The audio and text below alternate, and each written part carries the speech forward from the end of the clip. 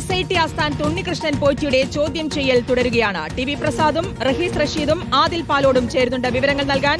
ആദ്യം TV പ്രസാദിലേക്ക്. TV Prasad, Adoor പ്രകാശിന്റെ പ്രതികരണത്തെക്കുറിച്ച് വിശദമായി പറയേണ്ടതുണ്ട്. അതിനു മുൻപ് ഇന്നത്തെ SITയുടെ നിർണായകമായിട്ടുള്ള നീക്കത്തിലേക്ക് തന്നെ ആദ്യം വരാം. അതായത് അടൂർ പ്രകാശിനെ, UDF കൺവീനറിനെ ചോദ്യം ചെയ്യുന്നു. അതായത് ഒരു കോൺഗ്രസ് നേതാവിനെ ഈ വിഷയത്തിൽ ചോദ്യം ചെയ്യുന്നത് ആദ്യമായിട്ടാണ്.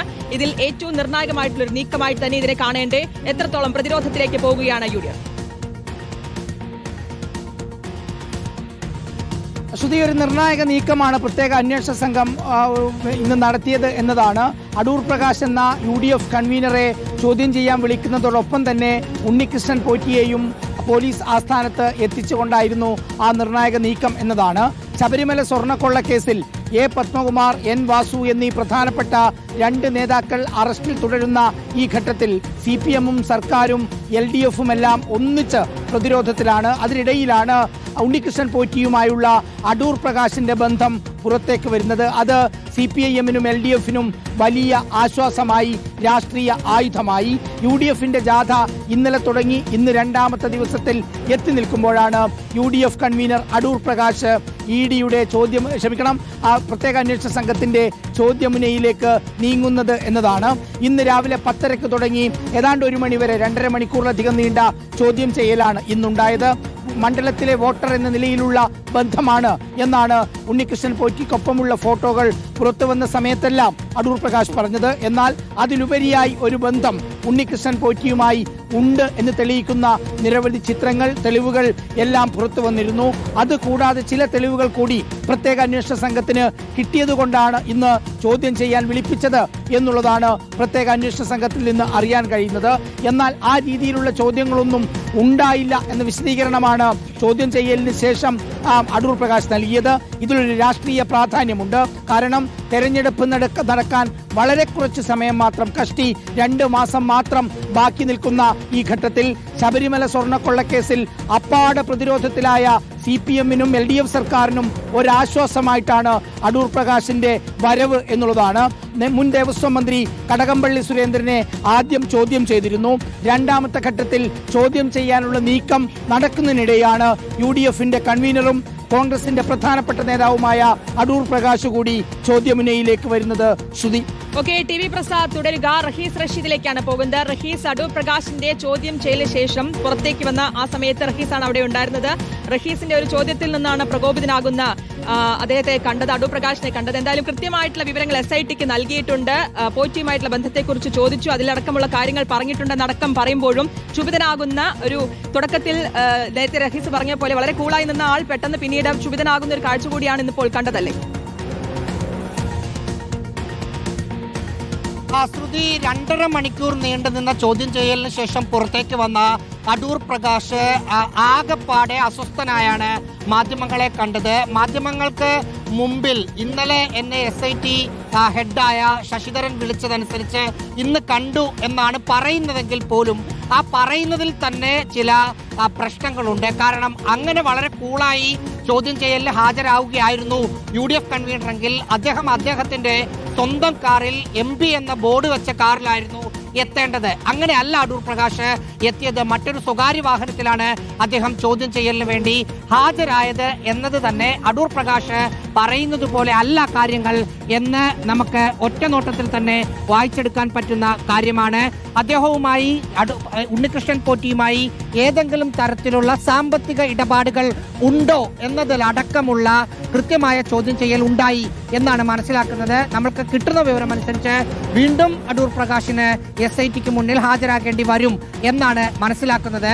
അടൂർ പ്രകാശുമായി ബന്ധപ്പെട്ട് അദ്ദേഹമായി ഏത് തരത്തിലാണ് ഉണ്ണികൃഷ്ണൻ പോറ്റിയുമായി ബന്ധമുള്ളത്? അടൂർ പ്രകാശ് മാധ്യമങ്ങളോട് പറഞ്ഞതുപോലെ ആറ്റിങ്ങൽ MP എന്ന നിലയിൽ ഉള്ള ഒരു മണ്ഡലത്തിൽ വോട്ടർ എന്ന നിലയിലുള്ള കേവലമായ ഒരു ബന്ധം മാത്രമാണോ എന്നതായിരുന്നു ചോദിച്ചത്. അങ്ങനെ കേവലം ഒരു വോട്ടറും ഒരു MP-യും തമ്മിലുള്ള ബന്ധമല്ല അടൂർ പ്രകാശും ഉണ്ണികൃഷ്ണൻ പോറ്റിയും തമ്മിൽ എന്ന് SIT പ്രാഥമികമായി തന്നെ അവരുടെ അന്വേഷണത്തിൽ മനസ്സിലായിരുന്നു. അതിന്റെ കൂടി അടിസ്ഥാനത്തിലാണ് ചോദ്യം ചെയ്യലുള്ളത്. റിപ്പോർട്ടർ TV പുറത്തുവിട്ട ബംഗളൂരുവിൽ വെച്ച് എന്തിന് ഉണ്ണികൃഷ്ണൻ പോറ്റിയുമായി കൂടിക്കാഴ്ച നടത്തി? ഒരു വോട്ടർ മാത്രമാണെങ്കിൽ ബംഗളൂരുവിൽ MP എത്തിയ വിവരം എങ്ങനെ അടൂർ പ്രകാശ് അറിഞ്ഞു? അടൂർ പ്രകാശിന്റെ കൂടെ ഈ കേസിൽ ആരോപണ വിധേയനായ മറ്റൊരാൾ കൂടി ഉണ്ടായിരുന്നു. അതെന്താണ് സംഭവിച്ചത്? എന്ത് ഗിഫ്റ്റാണ് കിട്ടിയത്? അത് അടൂർ പ്രകാശ് പറയുന്നത് പോലെ ഈന്തപ്പഴം മാത്രമാണോ കിട്ടിയത് എന്നതടക്കമുള്ള വിശദമായ ഈ കേസുമായി ബന്ധപ്പെട്ട് ഇതിനു മുമ്പ് അടൂർ പ്രകാശും ഉണ്ണികൃഷ്ണൻ പോറ്റിയും തമ്മിലുള്ള ബന്ധം പോറ്റിയോട് നേരത്തെ തന്നെ അന്വേഷണ സംഘം ചോദിച്ചു മനസ്സിലാക്കിയിരുന്നു. അതിന്റെ കൂടി അടിസ്ഥാനത്തിലുള്ള ചോദ്യം ചെയ്യലാണ്, വിശദമായ ചോദ്യം ചെയ്യൽ എന്ന് കൃത്യമായി തന്നെ പറയേണ്ടി വരും. ഇതിനുശേഷം വീണ്ടും ഉണ്ണികൃഷ്ണൻ പോറ്റിയോട് കൂടി അടൂർ പ്രകാശ് പറഞ്ഞ കാര്യത്തിൽ വ്യക്തത തേടിയതിനു ശേഷം വീണ്ടും അടൂർ പ്രകാശിനെ വിളിപ്പിക്കും എന്നാണ് മനസ്സിലാക്കുന്നത്. ഓക്കെ, റഹീസ് തുടരുക. ആദിൽ പാലോടിലേക്ക് പോവുകയാണ്. ആദിൽ പാലോട്, റഹീസ് ആദ്യം എടുത്ത പ്രതികരണത്തിലും ക്ഷുഭിതനാകുന്നു.